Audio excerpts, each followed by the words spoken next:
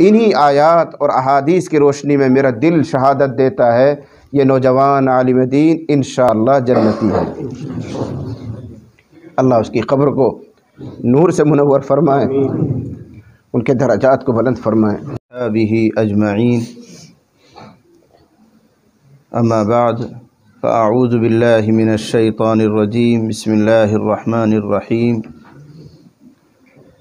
کل نفس ذائقۃ الموت وانما توفون اجورکم یوم القیامہ فمن زحزح عن النار وادخل الجنة فقد فاز وما الحیاة الدنیا الا متاع الغرور۔ وقال تعالی وما كان لنفس ان تموت الا باذن اللہ کتابا مؤجلا۔ وقال ایضا اینما تکونوا یدرککم الموت ولو کنتم فی بروج مشیدہ۔ صدق اللہ العظیم۔ وقال النبی صلی اللہ علیہ وسلم کفی بالموت واعظا۔ بزرگوں اور بھائیوں، عزیز ساتھیوں، نوجوان بچوں، ہم اور آپ ایک ایسے موقع پر اکٹھے ہوئے ہیں، ایک نوجوان اور صالح عالم دین کی وفات کے بعد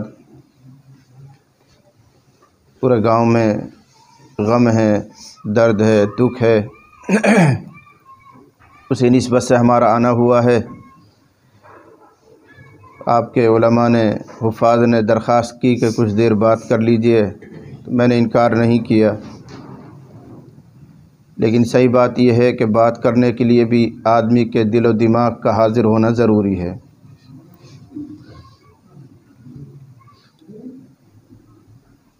مرحوم مولانا ہاشم صاحب آپ میں سے کسی کے بھائی ہوں گے،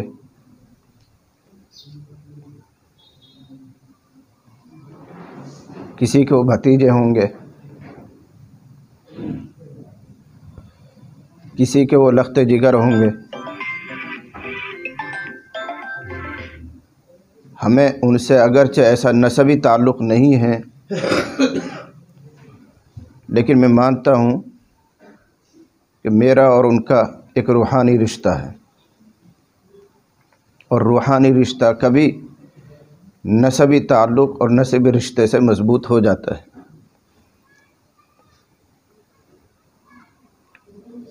وہ ہمارے یہاں پڑھے ہوئے ہیں اور کئی سال انہوں نے ہمارے یہاں پڑھا ہے۔ میں ان کی طالب علمی کی زندگی کو جانتا ہوں۔ وہ بہت ہی شریف بچہ تھا۔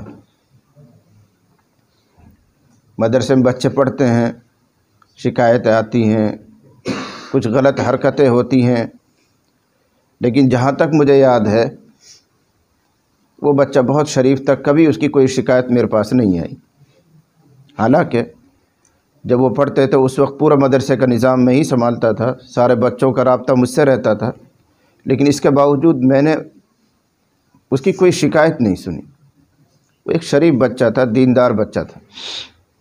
اس لیے جتنا صدمہ آپ کو ہے، میں اس کا وزن نہیں لگا سکتا کہ آپ کو کتنا غم ہے، کتنا صدمہ ہے، لیکن میں یہ ضرور کہہ سکتا ہوں کہ جن عزیز اور رشتہ داروں کی وفات پر مجھے بہت صدمہ ہوتا ہے، ان میں سے ایک ہی عزیز بچہ اور عزیز نوجوان۔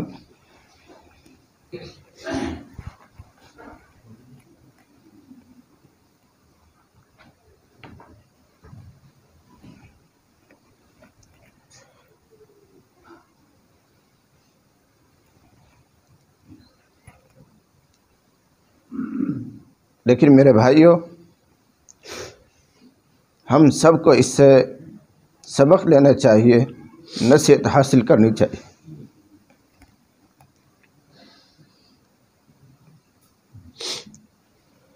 یہ حادثہ، یہ واقعہ صرف ان کے ساتھ نہیں، تھوڑے بہت وقفے کے ساتھ ہم سب کے ساتھ ہی پیش آنے والا ہے۔ فرق اتنا ہے وہ کم عمری میں چلے گئے اور جلدی چلے گئے، ورنہ ہمیشہ رہنے والا ہم میں سے کوئی بھی نہیں ہے اور سب کو ایک نہ ایک دن اس دنیا سے رخصت ہونا ہے اور جانا ہے۔ اللہ تعالیٰ ارشاد فرماتے ہیں کل نفس ذائقۃ الموت، ہر جاندار کو، انسان نہیں، ہر جاندار، چاہے وہ چرندہ ہو، پرندہ ہو، درندہ ہو، جنات ہو، فرشتے ہوں، یہ سب جاندار ہیں۔ انسان، اللہ نے یہ فرمایا کہ ہر سانس لینے والی چیز، ہر جاندار چیز، جنات، انسان، فرشتے، چرندے، پرندے، درندے، یہ سب اس میں ہیں۔ اللہ فرما رہے تمام جاندار چیزوں کو موت کا مزہ چکھنا ہی ہے، اس سے بچ نہیں سکتے۔ لہذا یہ کوئی انہونی چیز نہیں ہے، یہ میرے ساتھ بھی پیش آئے گا، آپ کے ساتھ بھی پیش آئے گا، کوئی بچنے والا نہیں۔ دوسری آیت میں ہے وَمَا كَانَ لِنَفْسٍ أَن تَمُوتَ إِلَّا بِإِذْنِ اللَّهِ، کسی جاندار کو ایسا حق نہیں ہے کہ وہ اپنے اختیار سے مر جائے، ہاں مگر جو اللہ نے لکھا ہے، جس وقت لکھا ہے اور جیسا لکھا ہے اس وقت اس کو جانا پڑتا ہے، إِلَّا كِتَابًا مُؤَجَّلًا۔ پھر دونوں آیتوں میں آگے نتیجہ سنایا، پہلے آیت جو میں نے پڑھی وہ بھی اور یہ آیت بھی، کہ اصل کامیاب وہ شخص ہے جو کل قیامت میں جہنم سے بچ جائے، دوزخ سے بچ جائے اور جنت میں پہنچ جائے۔ فمن زحزح عن النار وادخل الجنت فقد فاز، جو دوزخ سے بچ گیا اور جنت میں چلا گیا وہ حقیقی کامیابی کو پہنچ گئے۔ یہ اللہ کی باتیں سنا رہا ہوں، میں آپ کو ترجمہ کر رہا ہوں۔ اللہ نے یہ بھی ارشاد فرمایا اینما تکونوا یدرککم الموت ولو کنتم فی بروج مشیدہ، تم جہاں کہیں بھی چلے جاؤ، مضبوط قلعوں میں جا کے محفوظ ہو جاؤ، کوئی ایسا انتظام کر لو کہ وہاں کوئی نقصان پہنچانے والی چیز تم تک نہ پہنچے، مضبوط دیواریں قائم کر لو، مضبوط سسٹم بنا لو کوئی، لیکن اللہ فرما رہا موت تمہیں وہاں بھی آ کر پکڑ کر رہے گی۔ اینما تکونوا، جہاں کہیں بھی تم رہو گے، آسمان میں رہو، زمین میں رہو، زمین کے نیچے چلے جاؤ، پہاڑوں میں چلے جاؤ، مضبوط قلعہ بنا کر دیوار محفوظ ہو جاؤ، لیکن موت تمہیں وہاں بھی پکڑ لے گی۔ وَلَوْ كُنْتُمْ فِي بُرُوجٍ مُشَيَّدَةٍ، اس آیت کے ذیل میں جو میں نے ابھی پڑھی ہے معارف القرآن میں، مفتی شفیع صاحب نور اللہ مرقدہ نے ایک واقعہ بھی لکھا ہے۔ ایک غلام تھا کسی بستی میں، خدمت کرتا تھا، اس کی مالکہ کو، جو اس کی ذمہ دار تھی عورت، مالکہ، آقا، سیدہ، اس کو بچہ پیدا ہوا تو اس نے کہا جاؤ کہیں سے آگ لے کر آؤ، سردی کا زمانہ تھا، تاکہ میں سیک لوں، آرام لے لوں، جچہ ہے وہ، جاؤ آگ لے کر آؤ۔ وہ غلام خادم باہر نکلا، اس کو کوئی ولی صفت وہاں مل گیا، کوئی اللہ والا مل گیا، انسان کی شکل میں کوئی فرشتہ مل گیا۔ اس نے پوچھا کہاں جا رہے؟ کہا کہ آگ لینے جا رہا ہوں، میری جو مالکہ ہے، سیدہ ہے، اس کے ہاں بچہ ہوا ہے، آگ لے کر آ رہا ہوں۔ تو اس ولی صفت انسان نے کہا کہ یاد رکھو یہ جو بچہ پیدا ہوا وہ لڑکی تھی جو پیدا ہونے والی تھی، یہ جو لڑکی پیدا ہوئی ہے یہ بڑی ہوگی اور بڑی ہو کر 100 آدمیوں سے زنا کروائے گی، یوں کہا۔ اور نمبر 2، اس کی موت مکڑی سے آئے گی، مکڑی چھوٹی سی چیز ہوتی، اس کی وجہ سے اس کی موت آئے گی۔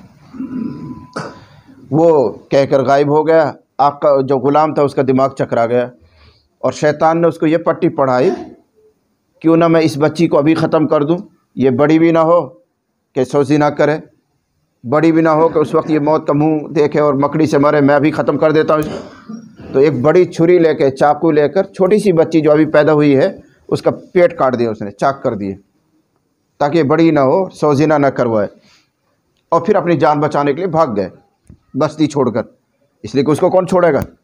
تو بچی کا پیٹ چاک کیا اور گاؤں چھوڑ کر بھاگ گئے، کسی اور علاقے میں جا کر رہنے لگا، وہاں کمائی ومائی کرنے شروع کر دی، تجارت کر دی، کاروباری بن گئے، اور ادھر پیچھے بچی کا علاج کروایا، پیٹ کی سلائی کروائی، اللہ نے اس کو صحت دے دی، زندگی بچ گئی، جوان ہو گئی۔ جو اللہ نے لکھا اس کو کون مٹائے گا، بڑی ہو گئی وہ۔ ادھر وہ بہت مالدار ہو گیا، جب مالدار ہوا تو اس کو شوق ہوا کہ شادی کروں. جب پیسہ آتا ہے تو آدمی سوچتا ہے عیش کے لیے. تو وہ کاروباری آدمی تلاش کرتے کرتے کسی رشتے کی تلاش میں پھر اسی بستی میں آیا. تو لوگوں نے بتایا کہ اس بستی میں سب سے حسین اور خوبصورت اگر کوئی لڑکی ہے تو فلاں ہے، وہی جو پیدا ہوئی تھی جس کا پیٹ کاٹا تھا. تو نشان ملتے ملتے وہاں تک پہنچا. تو اس نے دیکھا نہیں، اس کا چہرے کو نہیں دیکھا، اس کا پیٹ نہیں دیکھا، بس ایک بھائی کوئی حسین لڑکی ہے. اس کو کیا معلوم یہ وہی ہے، وہ تو یہ سمجھ رہا مر چکی ہو، مٹی ہو گئی وہ. اس نے پیغام نکاح دیا اور اس سے نکاح ہو گیا، شادی ہو گئی. جب رخصتی ہو گئی، ملاقات کے لیے گیا تو اس نے دیکھا کہ اس کا تو پیٹ یہاں سے چرا ہوا اور اس پہ ٹانکے لگنے کے نشانات ہیں. اس نے کہا یہ کس چیز کا نشان ہے؟ اپنی بیوی سے پوچھ رہا ہے یہ کس چیز کے نشانات؟ تو اس نے اب پوری کہانی سنائی کہ ہمارے گھر میں ایک مزدور رہتا تھا، غلام رہتا تھا. جب میں پیدا ہوئی تھی پتہ نہیں اس نے کیوں میرا پیٹ چاک کر دیا تھا اور بھاگ گیا تھا، لیکن پیچھے سے میرے گھر والوں نے علاج کروایا، اللہ نے مجھے زندگی دے دی، شفا ہو گئی، فلاں ہو گئی. اس نے کہانی سنائی. پوری کہانی سننے کے بعد اس نے کہا اگر یہ قصہ صحیح ہے جو تو سنا رہی ہے تو سن، میں ہی وہ غلام ہوں جس نے تیرا پیٹ چاک کیا تھا. اور اب دو بات اور سن کہ مجھ سے ایک ولی نے یوں کہا تھا کہ یہ لڑکی بڑی ہو کر 100 زنا کرے گی، کیا تو نے زنا کروائے؟ تاکہ وہ بات سچی جھوٹی کچھ تو پتہ چلے. اس نے کہا گنتی تو مجھے معلوم نہیں ہے، تعداد تو مجھے معلوم نہیں ہے، 100 ہیں 200 ہیں کتنے ہیں، لیکن یہ ضرور ہے کہ یہ گناہ مجھ سے ہوا ہے، زنا میں نے کروائے ہیں، گناہ مجھ سے ہوا ہے، گنتی معلوم نہیں. اب اس شوہر نے کہا اگر یہ بات سچی ہے کہ تو نے زنا کیا، تو وہی بچی ہے، تو اب دوسری بات بھی سن کہ تیری موت ہوگی تو ایک مکڑی کی وجہ سے ہوگی. جب یہ بات سچی ہو گئی تو اگلی بات بھی سچی ہوگی. اب وہ عورت گھبرائی، ڈرنے لگی کہ نہیں میرے لیے انتظام کرو، فلاں کرو. تو چونکہ پیسہ والا تھا تو شاندار محل اس نے بنایا اور پورا انتظام اس نے کیا کہ اس میں کوئی کیڑا کانٹا، کوئی مکھی یا کوئی مکڑی داخل نہ ہو. پورا انتظام کیا، شیشے کا بنایا. لیکن وقت گزرتا رہا. وقت گزرنے کے ساتھ ایک واقعہ پیش آیا کہ میاں بیوی دونوں لیٹے ہوئے تھے ایسے، اوپر مکڑی چلتی ہوئی نظر آئی.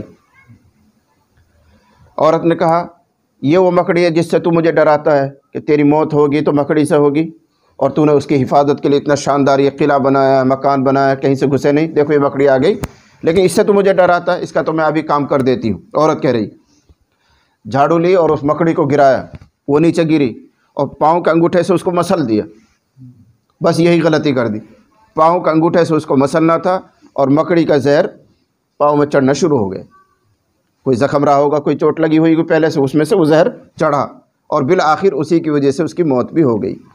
اس آیت کے ذیل میں یہی واقعہ حضرت نے لکھا ہے کہ چاہے تم مضبوط قلعوں میں چلے جاؤ، ٹھوس عمارتوں میں چلے جاؤ، موت تمہیں وہاں آ کر بھی پکڑے گی. جس طرح مقدر ہے اس طرح آ کر رہے گی. تو میرے بھائیوں، ان آیات کی روشنی میں یہ تو طے شدہ بات ہے کہ ہر جاندار کو، اور جاندار میں سے ہم بھی ہیں، آپ بھی ہیں، ہر ایک کو ایک نہ ایک دن دنیا سے رخصت ہونا ہے، جانا ہے. نبی نے ارشاد فرمایا کفا بالموت واعظا، انسان کی نصیحت کے لیے موت ہی کافی ہے، موت ہی کافی ہے. تو اب ہمیں کرنا کیا ہے؟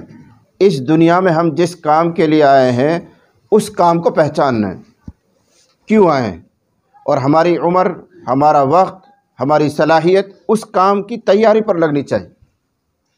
ہوتا کیا ہے، اصل مقصد کو ہم بھول جاتے ہیں اور دوسرے مقصد پر ہم لگ جاتے ہیں.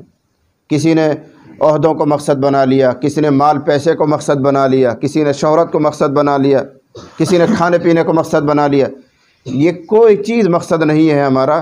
ہمارا اور آپ کا دنیا میں آنے کا مقصد ہے اللہ کی عبادت. وما خلقت الجن والانس الا لیعبدون. سب پڑھتے ہیں، کہتے ہیں، سنتے ہیں کہ اللہ فرما رہے ہیں ہم نے جناتوں اور انسانوں کو اپنی عبادت کے لیے پیدا کیا ہے.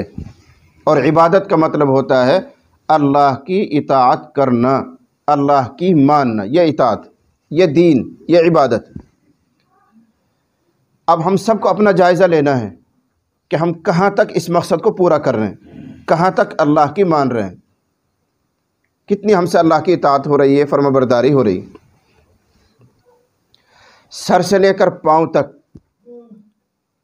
انسان کے بدن کے ظاہر ایسے اندر دونوں طرف ظاہر میں بھی اور باطن میں بھی اللہ کے بے شمار احکام ہیں، پابندیاں ہیں۔ سر سے لے کر پاؤں تک ان پابندیوں کو پورا کرنے والا وہ کامل دیندار ہے۔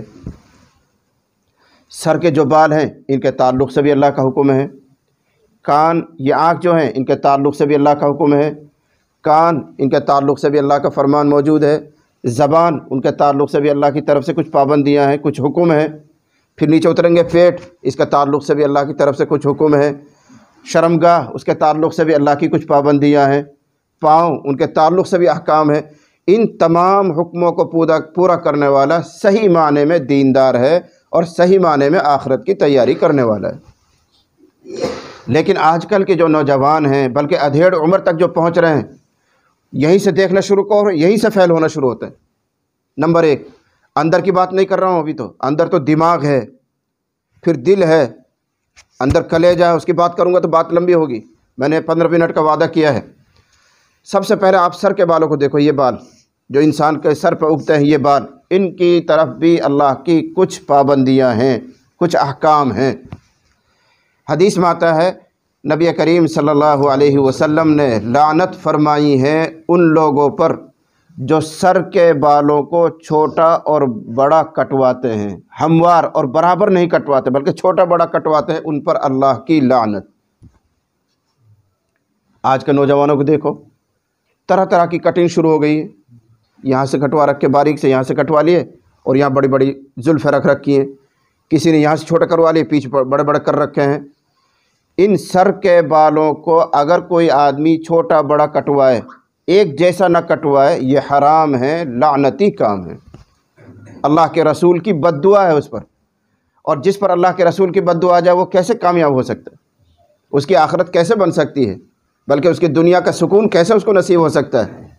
اللہ کے رسول اس کو لعنت دے رہا ہے، اللہ کے رسول اس کو بد دعا دے رہا ہے۔ سر کے بال رکھنا منع نہیں ہے، سر کے بال کٹوانا منع نہیں ہے، لیکن طریقہ ہے اس کا۔ ہمارے حضرت محمد الرسول اللہ صلی اللہ علیہ وسلم نے جو سر کے بال رکھے ہیں وہ 3 طرح کے ہیں۔ اگر آپ کو رکھنا شوق ہے پورا کیجئے، خوب رکھیے، کوئی پابندی نہیں۔ نبی صلی اللہ علیہ وسلم سر کے بال رکھتے تھے، بڑے بڑے رکھتے تھے، لیکن وہ چاروں طرف سے برابر ہوتے تھے، اور جب آپ ان کو کنگھا کرتے تو پیچھے مڑ کر وہ بال کبھی تو کان کی لو تک آ جاتے تھے، اتنے بڑے بڑے رکھے ہیں کہ کان کی لو تک آ گئے۔ کبھی حضور علیہ الصلوۃ والسلام کے بال اور بڑے ہوئے تو کان کی لو سے نیچے اور کندھے سے اوپر تک، بیچ گدی تک، یوں سمجھ لو۔ کبھی ایسا وہ بال کٹانے کا موقع نہیں آیا اور وہ بال بڑھتے بڑھتے اتنے بڑھ گئے کہ کندھوں تک بھی لگ جاتے تھے، اتنے بڑے بڑے بال بھی آپ نے رکھے ہیں۔ آپ نے ان دعوت و تبلیغ کے ساتھیوں کو جو نئے نئے چلہ لگا کے آتے ہیں ان کو دیکھا ہوگا، وہ بڑے بال رکھتے ہیں، یا نئے نئے مولانا بن کے آتے ہیں ان کو دیکھا ہوگا، وہ بڑے بال رکھتے ہیں۔ لیکن طریقہ اس کا یہ ہے کہ چاروں طرف سے وہ بال بڑے ہوں اور کنگھی کر کر وہ کان کی لو تک پہنچ جائیں۔ ان کو کہتے ہیں وفرا، عربی زبان میں وفرا، وفرا بال حضور نے رکھے ہیں۔ پھر کان کی لو سے نیچے گدی سے اوپر ان کو لمہ کہتے ہیں، لمہ، حضور نے لمہ بھی رکھے ہیں، وفرا، لمہ۔ اور کبھی بڑھ گئے ہیں تو کندھوں تک بھی لگ جاتے تھے، ان کو جمہ کہا جاتا ہے، جیم میم ہا۔ تو یہ 3 قسم کے بال رسول اللہ صلی اللہ علیہ وسلم نے رکھے ہیں۔ اسلام آپ کو منع نہیں کرتا ہے بال رکھنے سے، رکھو، شوق پورا کرو، لیکن سنت کے مطابق بال رکھو گے تو ثواب بھی ملے گا، آپ کا شوق بھی پورا ہو جائے گا۔ مجھے تو صرف یہ سمجھانا ہے کہ سر پر شروعات یہاں سے نافرمانی سے ہوتی ہے۔ ہم اپنے چھوٹے چھوٹے بچوں کے بال الٹے سلٹے کٹواتے ہیں، نائی کے پاس لے جاتے ہیں، وہ چھوٹا کاٹتا ہے، بڑا کاٹتا ہے، اور الگ الگ ڈیزائن آئی ہوئی ہیں، یہ سب لعنتی کام ہے۔ پھر تھوڑا سا نیچے اترو، جو 50 سال کے ہیں یہاں آ جاؤ، یہ رہا، یہاں بھی اس مجلس میں بھی کتنے ساتھی بیٹھے ہوئے ہیں جن کی داڑھی کٹی ہوئی ہے، یہ اللہ کے نافرمان ہیں۔ میں نے کہا ظاہر میں لے کے انگوٹھے تک سب اللہ کے احکام کے پابند ہیں، تو داڑھی کے تعلق سے یاد رکھنا، ایسا ایک ہی گناہ ہے جس کی وجہ سے آدمی 24 گھنٹہ گنہگار لکھا جاتا ہے۔ آدمی اگر چوری کرتا ہے تو 10 منٹ لگتی ہے، 15 منٹ لگتی ہے چوری کرنے میں، تو فرشتے اس کو 10 منٹ کا گنہگار لکھتے ہیں۔ اگر خدا نہ خواستہ، اللہ حفاظت فرمائے، کوئی آدمی زنا کرتا ہے تو آدھا پونا گھنٹہ زنا میں، 10 منٹ زنا میں لگاتا ہے تو 10 منٹ کا وہ گنہگار ہے۔ शराब पी ली किसी आदमी ने, 2 घंटे में नशे में पड़ा रहा, 3 घंटा नशा रहा, तो 3 घंटे का गुनहगार है।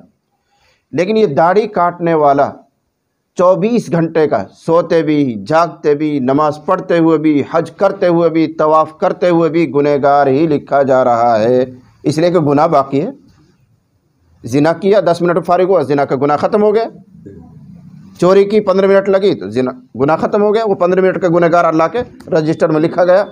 लेकिन दाढ़ी कटाने वाला जब तक उसकी दाढ़ी एक मुट्ठी ना हो जाए, जितना शरीयत में आया उतना ना हो जाए, उस वक्त तक वो गुनहगार ही है। अब आपका जिक्र की बात है कि अपना आप को 24 घंटा आप गुनहगार लिखवा रहे हैं, सजदे में पड़े हुए तो भी आप गुनहगार लिखे जा रहे हैं, दाढ़ी का कटा हुआ गुनहगार। अगर खुदा न खास्ता इसी हाल में मौत आई, तो सुनो दूसरी बात, अगर खुदा न खास्ता इसी हाल में मौत आई तो याद रखना, इसी दाढ़ी कटे हुए होने की हालत में तुम अल्लाह के सामने हाजिर होगे। ये हदीस कह रही है, कमा तमूतून तुबअसून, जिस हाल में तुम्हें मौत आएगी उसी हाल में तुम्हें अल्लाह के सामने पेश किया जाएगा। ये हदीस है। एक सहाबी का इंतकाल हुआ, एहराम बांध कर, एहराम हज में जाते हैं तो एक चादर बांधते नीचे, एक ओढ़ते ऊपर। वो ऊँट पर बैठा हुआ था, किसी वजह से वो ऊँट से गिरा और ऊँट का पाँव उसकी गर्दन पर पड़ा, गर्दन टूट गई, इंतकाल हो गया। तो नबी सल्लल्लाहु अलैहि वसल्लम ने उसको कफ़न देने का तरीक़ा सहाबा को सिखाया, ऐसे ऐसे कफ़न देना, इसको खुशबू मत लगाना, इसको यूँ मत करना, इसलिए कि वो एहराम में। और फरमाया कल क़यामत में जब ये उठेगा तो लब्बैक अल्लाहुम्मा लब्बैक पढ़ता हुआ आएगा। क्यों? तलबिया पढ़ते हुए उसको मौत आई है, तो लब्बैक अल्लाहुम्मा लब्बैक लब्बैक ला शरीक लक लब्बैक, हाजी पढ़ते हैं इसको। तो वो जो आदमी इस हाल में गया था, इसी हाल में उठकर अल्लाह के पास आएगा, ये हुजूर ने फरमाया। इसी हदीस की रोशनी में मुहद्दिसीन लिखते हैं, और वो हदीस जो मैंने पहले सुनाई, कमा तमूतून तुबअसून, जिस हाल में मरोगे उस हाल में उठाए जाओगे। खुदा न खास्ता अगर बग़ैर दाढ़ी के मरे हो, दाढ़ी कटवा कर मरे हो, तो अल्लाह के दरबार में बग़ैर दाढ़ी के ही पेश किए जाओगे। अब अल्लाह तुमसे ये पूछेगा, क्या तुम्हें मेरे नबी की शक्ल पसंद नहीं थी? कितनी ख़तरनाक बात है, क्या तुम्हें मेरे नबी की शक्ल पसंद नहीं थी? क्या जवाब हमारे पास? सब नहीं पसंद थी, यूँ ही कहोगे। अगर यूँ कहोगे तो तुम्हारी बात ही नहीं सुनी जाएगी, पकड़ के जहन्नम में डाल दिया जाए, काफिर हो। और अगर तुम ये कहोगे नहीं जी अल्लाह आपके नबी की सूरत तो बड़ी प्यारी थी, हमें तो बहुत पसंद थी, फिर दाढ़ी रखी क्यों नहीं? जवाब क्या है? याद रखना, हमारे हुलिया को, हमारे ज़ाहिर को नबी के ज़ाहिर से मिलाया जाएगा। जिसकी शक्ल नबी जैसी, चलो आगे, जिसकी नबी शक्ल जैसी, आगे बढ़ो।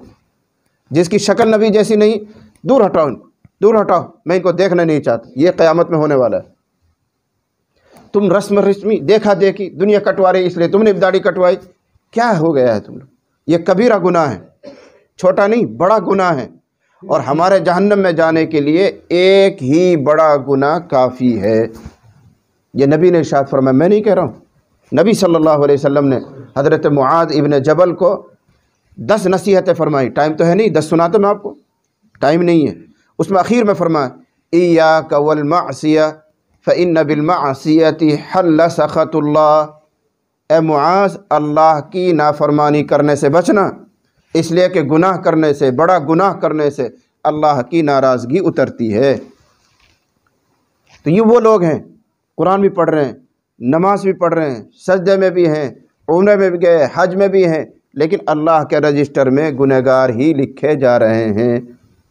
तो मैं क्या समझा रहा हूँ आपको कि जिस मकसद के लिए हम आए हैं वो है इबादत, अल्लाह को मानना। और अल्लाह को मानना ये है कि सर से लेकर पाँव तक जो कुछ अल्लाह के हुक्म है उन सब को पूरा करना, ये अल्लाह को मानना। यूँ तो अल्लाह है, बड़ा कादिर है, ताकत वाला है, वही खिलाता है, वही पिलाता है, इन बातों को तो काफिर भी मानता है, इन बातों को तो काफिर भी मानता है। आज का काफिर भी मानता है भाई ऊपर वाला करता है जो कुछ करता है, आज का काफिर भी कहता है। और जिस वक्त कुरान उतरा था मोहम्मद रसूलुल्लाह पर मक्के में, और 365 बुत खाने काबा में रखे हुए थे, देवी देवताओं को पूजते थे, उन काफिरों के बारे में भी अल्लाह ने कहा कि ये भी मुझको मानते हैं। वला इन सअल्तहुम मन खलक़स समावाति वल अर्द व सख़्ख़रश शम्स वल क़मर लयक़ूलुन्न अल्लाह। ए मोहम्मद, اگر آپ ان سے پوچھیں کہ آسمانوں کو کس نے بنایا، زمین کو کس نے بنایا، ان سے پوچھو کہ سورج اور چاند کو ڈیوٹی پر کام پر کس نے لگایا، وَلَئِن سَأَلْتَهُم مَّن نَّزَّلَ مِنَ السَّمَاءِ، اور اگر آپ ان سے پوچھیں گے کہ آسمان سے پانی کون برساتا ہے، اگر آپ ان سے پوچھیں گے کہ زمین سے فصل کون اگاتا ہے، لَيَقُولُنَّ اللَّهُ، تو یہ ضرور کہیں گے کہ یہ سب کام اللہ کرتا ہے۔ وہ کفار، وہ مشرکین جو قرآن کے دشمن، محمد کے دشمن، اسلام کے دشمن، اتنا تو وہ بھی مانتا ہے کہ جو کچھ ہے وہ اللہ کرتا ہے۔ تو اگر آپ اور ہم اتنا مانتے ہیں کہ اللہ کرتا ہے تو کیا کون سی بڑی بات ہے؟ کافر بھی مانتا ہے۔ اصل بات تو یہاں ہے کہ اللہ کی کون کون مانتا ہے۔ یہیں سے بٹوارا شروع ہوتا ہے ہم میں اور کافروں میں، ہم میں اور کافروں میں فرق یہیں سے شروع ہوتا ہے۔ اللہ کو ہم نے بھی مانا، اللہ کو کافروں نے بھی مانا۔ اللہ کی کون مانتا ہے؟ جو اللہ کی مانتا ہے وہ صراط مستقیم پر ہے، جو اللہ کی نہ مانے وہ کافروں پر ہے۔ اللہ نے کہا میں ایک ہوں، میرے ساتھ کوئی نہیں ہے، مسلمانوں کا مان لیا سیدھے راستے پر، کافروں کا ہمارے دماغ میں یہ بات نہیں آتی کہ ایک ہی خدا سارا جہاں چلا لے، وہ الگ راستے پڑ گئے۔ اللہ نے کہا محمد میرے رسول ہیں، آخری ہیں، مسلمانوں کا مانتے ہیں۔ قادیانی ان کا نہیں، محمد کے بعد بھی دوسرا رسول آتا ہے، دوسرے ڈگر پہ چلے گئے۔ کہاں سے فرق ہو رہا ہے؟ اللہ کو ماننے سے نہیں، اللہ کو تو سب مان رہے ہیں، اللہ کی ماننے سے فرق شروع ہوتا ہے۔ اللہ نے کہا نماز پڑھا کرو، مسلمان نے کہا پڑھتے ہیں، کافر نے کہا نماز کیا چیز ہوتی ہے ہم تو نہیں پڑھتے، بعض مسلمانوں نے کہا ہم بھی نہیں آتے نماز میں، فرق پڑ گئے۔ نبی نے ارشاد فرمایا من ترک الصلاۃ متعمدا فقد کفر، جو جان بوجھ کر نماز چھوڑ دے، اور ہر کوئی چھوڑنے والا جان بوجھ کر ہی چھوڑتا ہے، کوئی بغیر بات تھوڑی چھوڑتا ہے، جان بوجھ کر، خوب پتہ اذان ہو رہی ہے، وقت ہو گیا ہے، مؤذن بلا رہا ہے، جان بوجھ کر چھوڑ رہا ہے۔ تو نبی نے ارشاد فرمایا جو جان بوجھ کر نماز چھوڑ دے وہ کافر ہے، یعنی وہ دوسرے راستے پہ چلا گیا ہے، مسلمان اس راستے پہ، جنت والے پہ۔ وَأَنَّ هَذَا صِرَاطِي مُسْتَقِيمًا فَاتَّبِعُوهُ، اللہ خود کہہ رہا ہے یہ میرا محمد کا جو راستہ ہے یہی سیدھا راستہ ہے، اسی کی پیروی کرو، اسی پر چلو۔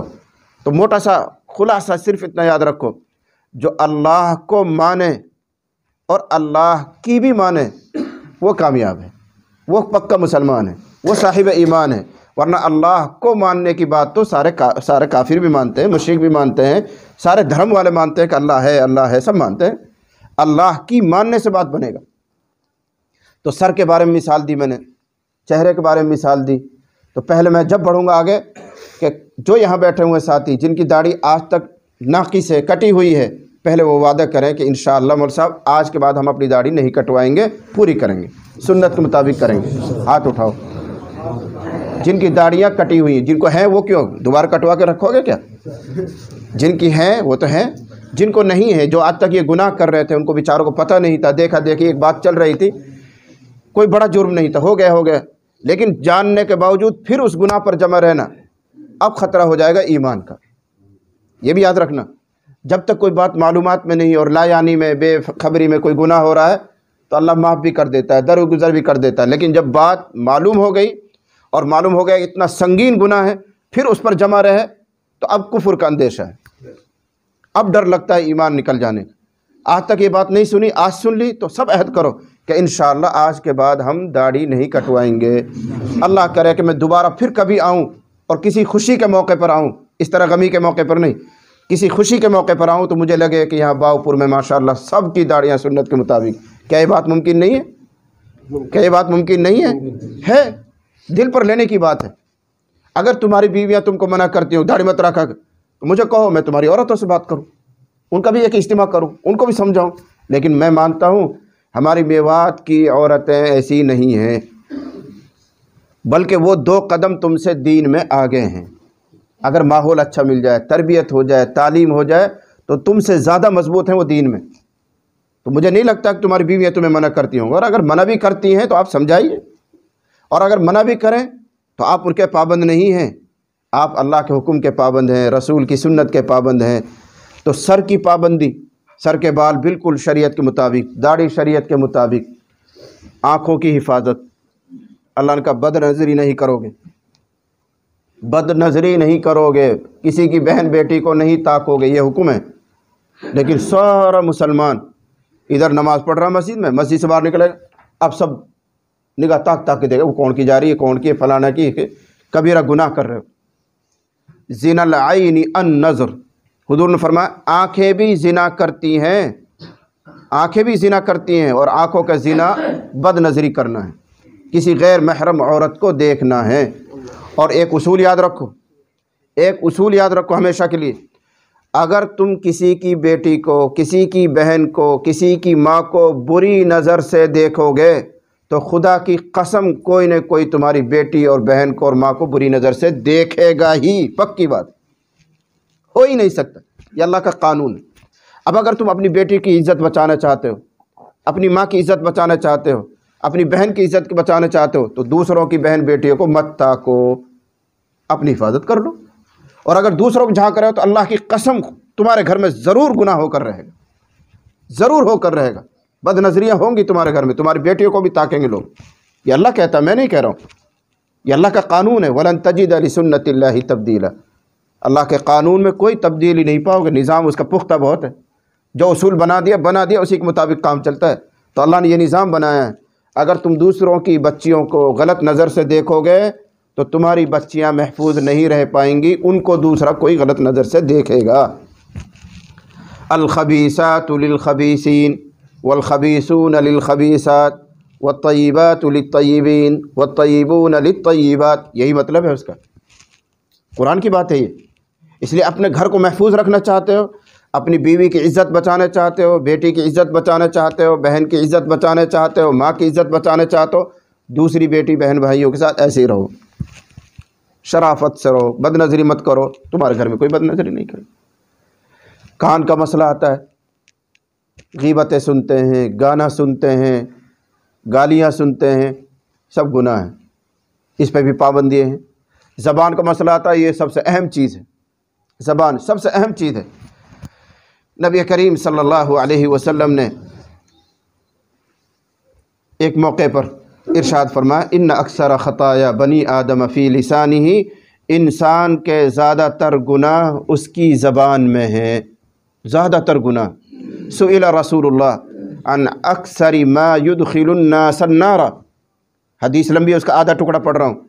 नबी सल्लल्लाहु अलैहि वसल्लम से पूछा गया, ज़्यादातर लोग जहन्नम में क्यों जाएंगे, किस गुनाह की वजह से जाएंगे, किस गुनाह की वजह से जाएंगे? फरमाया अल्फमु वल फ़रज, अल्फमु वल फ़रज, नंबर 1 मुँह यानी ज़बान की बेहतियाती की वजह से, नंबर 2 शर्मगाह की वजह से, यानी ज़िना करेंगे, शहवत की बातों को पूरा करेंगे, गलत तरीके से अपनी चाहते पूरी करेंगे, एक तो इस वजह से, और ज़बान का गलत इस्तेमाल।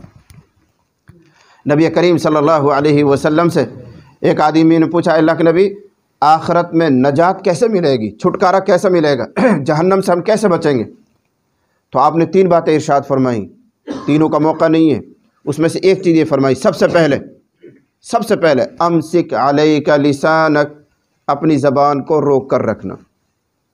ज़बान से झूठ बोला जाता है, ज़बान से गीबत की जाती है, ज़बान से चुगली की जाती है, ज़बान से गलत शहादतें दी जाती हैं, झूठी गवाहियाँ दी जाती हैं, ज़बान से किसी को चिढ़ा भी दिया जाता है, ज़बान से हराम खाया जाता है। इसलिए हुज़ूर फरमा रहे अमसिक अलैका लिसानक, अपनी ज़बान को रोक कर रखना। तो अगर इस तरह गिनवाऊंगा तो बहुत लंबी तफसील हो जाएगी, मेरा तो आधा 15-20 मिनट का ही है, तो मैं बात को समेटूं कि ये जो हादसा हुआ है, एक आलिम दीन नौजवान बच्चा रुखसत हो गया है, हम सब के दिलों से उसका ताल्लुक़ भी है, ये कोई नया वाक़या नहीं है, ये हम सब के साथ पेश आने वाला है। लेकिन मुबारक हैं वो लोग, खुशकिस्मत हैं वो लोग, जब दुनिया से जाते हैं तो लोग उनको दुआएं दें, लोग उनको अच्छे नाम से याद करें, लोग उनके हक़ में दुआएं करें। ऐसा बंदा मुबारकबाद के काबिल होता है, वो अल्लाह के यहाँ भी काबिल तारीफ़ ही है। नबी सल्लल्लाहु अलैहि वसल्लम बैठे हुए हैं, एक जनाजा सामने से गया, तो जो करीब में लोग बैठे हुए थे उन्होंने तारीफ़ की, ऐ अल्लाह के नबी बहुत अच्छा आदमी था, बड़ा शरीफ था, बड़ा यूँ था, तारीफ़ की लोगों ने। तो हुजूर ने नहीं पूछा भाई क्यों अच्छा था, क्या करता था, कोई तफसील नहीं पूछी, बल्कि फरमाया वजबत, वजबत, इसके लिए जन्नत वाजिब हो गई, इसके लिए जन्नत वाजिब हो गई, यूँ फरमाया। फिर उसी दिन या अगले दिन दूसरा जनाजा जा रहा था, तो बैठने वाले लोगों में से किसी ने कह दिया बड़ा ख़राब था जी, बड़ा हरामी था, यूँ था, यूँ था। हुजूर ने फरमाया वजबत, اس کے لیے دوزخ واجب ہو گئی، اس کے لیے دوزخ واجب ہو گئی۔ یوں فرمایا، پھر اگلا جملہ فرمایا انتم شہداء اللہ فی الارض، تم زمین پر اللہ کے گواہ ہو، یعنی زبان خلق را نقارہ خدا سمجھو۔ یعنی اگر لوگ کسی کی بھلائی سے تذکرہ کریں، بھلائی سے تعریف کریں، تو سمجھو کہ یہ بندہ اللہ کے یہاں بھی قابل تعریف ہے، اس پر اللہ کی رحمتیں ہوں گی۔ اور اگر لوگ اس سے نفرت کریں، لوگ اس کی برائی کریں، تو سمجھو کہ یہ بندہ اللہ کے یہاں بھی برا ہے۔ انسانوں کے دلوں میں، انسانوں کی زبان پر اگر کسی کی تعریف چل پڑے، سب کہیں بہت اچھا ہے بھائی، ماشاءاللہ بہت اچھا ہے، دیندار ہے، دیندار ہے، سمجھو اللہ کے یہاں بھی وہ قابل تعریف ہے، اللہ کے یہاں بھی کامیاب ہو رہا ہے، پاس ہو رہا ہے۔ اور اگر لوگ اس کو چاہے سامنے نہ کہیں لیکن برائی کرتے ہوں پیچھے سے، تو سمجھو کہ اللہ کے یہاں وہ بندہ برا ہے۔ ایک اور حدیث قدسی آپ کو سناؤں۔ ایک بندے کا انتقال ہوا، فرشتے اس کے روح کو لے کر گئے۔ اب دونوں قسم کے فرشتوں کا آپس میں جھگڑا۔ جو جہنم میں لے جانے والے فرشتے ہیں وہ اپنی طرف کھینچ رہے ہیں اس روح کو، جو جنت میں لے جانے والے ہیں وہ اپنی طرف کھینچ رہے ہیں کہ نہیں یہ تو گنہگار تھا، پاپی تھا، زانی تھا، شرابی تھا، کبابی تھا، اس کو تو ہم جہنم میں لے جائیں گے، وہ ادھر کھینچ رہے ہیں۔ اور دوسرے جو لوگ ہیں فرشتے ہیں جنت میں لے جانے والے، وہ ادھر لے جانا چاہ رہے ہیں۔ مقدمہ اللہ کے دربار میں، ادھر کے فرشتے پہنچ گئے، ادھر کے فرشتے پہنچ گئے کہ اللہ یہ تو گنہگار تھا، ہم اس کو وہاں لے جانا چاہ رہے ہیں۔ وہ کہہ رہے ہیں صاحب ہم تو اس کو جنت میں لے جانا چاہ رہے ہیں۔ تو اللہ نے جو فیصلہ فرمایا اس کو سنو، اور وہی ہمارے لیے سبق ہے۔ کیا فرمایا؟ میں جانتا ہوں کہ یہ بندہ گنہگار ہے، اللہ تو عالم الغیب ہے، میں جانتا ہوں کہ یہ بندہ گنہگار ہے، کوئی گناہ اس نے نہیں چھوڑا ہے، اسی وجہ سے میرے یہ فرشتے جہنم والے اس کو کھینچ کر ادھر لے جانا چاہتے ہیں، میں جانتا ہوں۔ لیکن اے جنت میں لے جانے والے فرشتوں، میرے جاننے کے باوجود کہ یہ گنہگار ہے، خطا کار ہے، مجرم ہے، تم اس کو جنت کی طرف لے جاؤ، میرے جاننے کے باوجود لے جاؤ ادھر۔ کیوں اللہ؟ اس لیے کہ جب یہ مرا تو اس کے بعد کے جو لوگ ہیں محلے کے، گھر کے، بستی کے، وہ سب اس کی تعریف کر رہے ہیں، تو لوگوں کی تعریف کو اس کے حق میں قبول کرو، چاہے اس نے زندگی گناہ کے ساتھ گزاری تھی، لیکن تم اس کی تعریف کو قبول کرو۔ یعنی لوگ اگر تعریف کرنے لگ جائیں تو وہ گویا خدا کا فیصلہ ہے۔ اور ایسا ہوتا ہے بسا اوقات کوئی بندہ بہت بے نمازی سا، شرابی، کبابی، گنہگار ہے، لیکن اس میں ہمدردی بہت ہے سب کی، سب کے کام آتا ہے، سب کی خدمت کرتا ہے، دوڑ دوڑ کے سب کا کام کرتا ہے، بیواؤں کا خدمت میں کرتا ہے۔ اگر ایسا بندہ مر جاتا ہے تو سب لوگ تعریف ہی تو کریں گے، یا بڑا اچھا آدمی ہے بھائی، سب کے کام آ کرو بھائی، بیوان کی بڑی خدمت کرا کرو بھائی، غریب نے بڑے سنبھالا کرو، سبھی تعریف کریں گے۔ تو اللہ فرماتا ہے کہ زمین پر اگر میرے بندے اس کی تعریف کر رہے ہیں تو لے جاؤ اس کو، جہاں اس کی تعریف ہو رہی ہے ادھر ہی لے جاؤ۔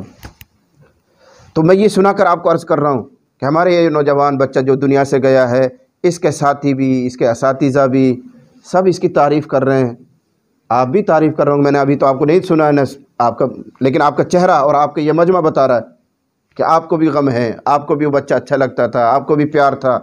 تو جس مرنے والے کے ساتھ اتنے لوگوں کی محبتیں ہوں، اتنے لوگ اس کی تعریف کرتے ہوں، تو یہ شہادت اور ضمانت ہے اس بات کی کہ انشاءاللہ وہ اللہ کے یہاں بھی آرام میں ہے، انشاءاللہ وہ جنتی ہے۔ جس کے جنازے میں کافی سارے علماء بھی آئے تھے، مجھے سنا ہے کسی نے، ارادہ تو میرا بھی تھا لیکن کل کا میرا ایک پروگرام تھا، میں نہیں آ سکا، میں نے کل ہی وعدہ کر لیا تھا کہ انشاءاللہ میں اگلے دن پہنچوں گا، اسی وعدے کے تحت میں آیا ہوں۔ نبی صلی اللہ علیہ وسلم تشریف فرما، ایک جنازہ سامنے سے گیا، فرمایا مستریح او مستراح من، مستریح او مستراح من، یا تو یہ خود راحت پانے والا ہے یا پھر اس سے دوسروں کو راحت مل رہی ہوگی۔ لوگوں نے پوچھا کیا مطلب ہے اللہ کے نبی؟ فرمایا اگر یہ دیندار تھا، نیک تھا، تو دنیا کے غموں سے، الجھنوں سے، پریشانیوں سے چھٹکارا پا کر آرام کی جگہ پہنچ گیا ہے۔ اور اگر یہ بدبخت تھا، گنہگار تھا، فاسق اور فاجر تھا، تو اللہ کی دوسری مخلوق اس سے تنگ تھی دنیا میں، مر گیا تو اللہ کی مخلوق کو راحت مل گئی۔ مستریح او مستراح، جو مرتا ہے یا تو اپنے لیے راحت پاتا ہے یا دوسروں کو راحت چھوڑ کر چلا جاتا ہے۔ بہت سے کانٹے رہتے ہیں لوگوں کے دماغ میں، کانٹا ہے وہ ظالم قسم کا، ہر کوئی ان سے پریشان ہے، مر جاتا ہے تو لوگ کیا کہتے ہیں، ارے کانٹوں سے نکل کے بڑھیا مر گزرو، تو وہ لعنتی شخص ہے۔ اور جس کے لیے لوگ تعریف کریں، جس کے لیے دعائیں کریں، لوگ اچھے نام سے یاد کریں، تو بھرپور امید ہے کہ انشاءاللہ وہ جنتی ہے۔ وآخر دعوانا الحمدللہ رب العالمین، اللہم و بحمدک وتبارك اسمك وتعالى جدك ولا إله غيرك. اللهم صل على سيدنا محمد وعلى آل سيدنا محمد وبارک وسلم. الہ العالمین، ہم سب خطا کار ہیں، قصوروار ہیں، اقراری مجرم ہیں، بچے بھی گنہگار ہیں، جوان بھی خطا کار ہیں، بوڑھے بھی خطا کار ہیں، علماء حفاظ نے بھی گناہ کیے ہیں. مولا کریم، یہ گنہگاروں کا ایک چھوٹا سا مجمع ہے جو بغیر کسی پروگرام کے صرف تیرے نام کی نسبت پر کہ اللہ رسول کی بات ہوگی، قرآن کی بات ہوگی، محبت میں اکٹھے ہو گئے ہیں. اے اللہ، جب ہم مسجد میں آئے تھے کوئی شرابی تھا، کوئی کبابی تھا، کوئی زانی تھا، کوئی چور تھا، نہ جانے کیا کیا جرم کی نسبت ہمارے ساتھ لگی ہوئی تھی. اے اللہ، اپنے فضل سے اب جب ہم لوٹ کر جائیں تو ہم سب کو دودھ کا دھلا ہوا بنا دیں. ہم سب کو اللہ اپنا ولی بنا دیجئے، ہمیں آپ کا تعلق نصیب فرما دیجئے، ہم سب کے چھوٹے اور بڑے گناہوں سے درگزر فرما دیجئے. آئندہ کے لیے ہر قسم کے گناہوں سے ہماری حفاظت فرما. یا اللہ، زندگی کا بڑا حصہ غفلت میں، گناہوں میں گزر گیا ہے. اب ہم اپنی موت کے بہت قریب پہنچ چکے ہیں، نہ جانے کب بلاوا آ جائے گا، نہ جانے کب یہ پانی کا بلبلہ ٹوٹ جائے گا. زندگی کے اکثر دن ہمارے پورے ہو گئے ہیں، کوئی 50 سال کا ہے، کوئی 55 کا ہے، کوئی 60 کا ہے. موت کے بہت قریب ہیں مولا کریم، اور ہماری غفلت، گناہوں کی عادت ختم ہونے کا نام نہیں لیتی. مولا کریم، اپنی رحمت سے ہم سب کو گناہوں سے بچا لیجئے. آپ کی اطاعت اور آپ کی فرما برداری ہمارے لیے آسان فرما دیجئے.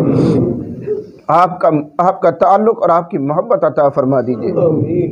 اے اللہ، جیسے ہم اپنے بچوں سے محبت کرتے ہیں، اے اللہ، جیسے ہم اپنے پوتوں سے، نواسوں سے محبت کرتے ہیں، جیسے ہم اپنی بیوی سے محبت کرتے ہیں، ماں باپ سے محبت کرتے ہیں، اے اللہ، اس سے کہیں زیادہ آپ کی محبت ہمارے دلوں میں پیدا فرما دیجیے. جب تک ہم تیرا ذکر نہ کریں، جب تک تیرا نام نہ لیں، ہمیں سکون نہ ملے. ایسی بے قراری ہمیں عطا فرما دیجیے. جس بے قراری میں سب قرار ہیں، وہ بے قراری ہمیں عطا فرما دیجیے. جس بے چینی میں ساری راحت ہیں، وہ بے چینی ہمیں عطا فرما دیجیے. اے اللہ، ہم سب کو تیرے شکر گزار بندوں میں شامل فرما. اے اللہ، جتنے ہمارے مرحومین ہیں، ہمارے باپ دادا، ماں باپ اور بھائی بہن جتنے بھی دنیا سے رخصت ہو گئے، اللہ سب کی مغفرت فرما، سب کی قبروں کو نور سے منور فرما، درجات کو بلند فرما. اور ہمارے نوجوان بچے، مولی ہاشم کی کل وفات ہوئی ہے، آپ کی رحمت میں وہ پہنچ گئے ہیں. مولا کریم، اپنی خاص رحمت سے ان کی مغفرت فرما، ان کے درجات کو بے پناہ بلند فرما، قبر کو نور سے منور فرما، ان کی تمام منزلوں کو آسان فرما. اس مجمع میں ان کے اساتذہ بھی ہیں، اس مجمع میں ان کے ساتھی بھی موجود ہیں، اس مجمع میں ان کے تعلق رشتہ دار والے بھی موجود ہیں. اے اللہ، ان سب کی آہوں کو قبول فرما لیجیے، ان کے ساتھ آسانی کا معاملہ فرما. اے اللہ، ان کے ساتھ آسانی کا معاملہ فرما، جنت الفردوس میں انہیں مقام عطا فرما. اے اللہ، آپ ان کے بچوں کا سہارا بن جائیے، آپ ان کی بیوہ کے لیے سہارا بن جائیے. اے اللہ، جانے والا چلا گیا، اصل مسئلہ تو بچوں کا ہے، اس کی بیوی کا ہے. اے اللہ، آپ ان سب کے مددگار بن جائیے، ان کے معین اور مددگار ہو جائیے، ان کے حالات کو بہتر فرما دیجیے. اے اللہ، ان کے گھر والوں کو صبر عطا فرما دیجیے، ہمت عطا فرما دیجیے. مولا کریم، ہم سب کو بھی اپنی اپنی موت سے پہلے تیاری کی توفیق عطا فرما. اے اللہ، جو بیمار ہیں ان کو صحت عطا فرما، جو مقروض ہیں ان کے قرضوں کی ادائیگی کی صورتیں پیدا فرما، حلال اور پاکیزہ روزی عطا فرما، حرام سے ہم سب کی حفاظت فرما. اے اللہ، پوری دنیا میں جہاں جہاں مسلمان ہیں سب کے لیے اللہ خیر کے فیصلے فرما، سب کی مشکلات اور پریشانیوں کو دور فرما، راحت اور سکون والی زندگی عطا فرما. اے اللہ، بے موقع یہ مجلس ہو گئی ہے، مولا کریم اس میں جو کچھ کہا گیا ہے، سنا گیا ہے، اس کو قبول فرما، اور اس بیان کو اے اللہ، اس بات کو ہماری زندگی میں تبدیلی لانے کا ذریعہ فرما، ہماری نجات کا سامان فرما. اے اللہ، جتنے بھی گنہگار ہیں اے اللہ سب کو گناہوں سے محفوظ فرما. جن بھائیوں نے اللہ داڑھی رکھنے کا وعدہ کیا ہے اللہ ان کے لیے داڑھی رکھنا آسان فرما۔ اے اللہ تمام جرموں سے ہماری حفاظت فرما، جب تک زندہ رہیں تیری اطاعت اور فرمانبرداری کے ساتھ زندگی عطا فرما، جب وقت آخر آئے تو ہم سب کے لیے حسن خاتمہ مقدر فرما، سوء خاتمہ سے ہماری حفاظت فرما، اپنی رحمت سے ہماری دعاؤں کو قبول فرما۔ وصلی اللہ تعالی علی خیر خلقہ محمد وآلہ واصحابہ اجمعین برحمتک یا ارحم الراحمین۔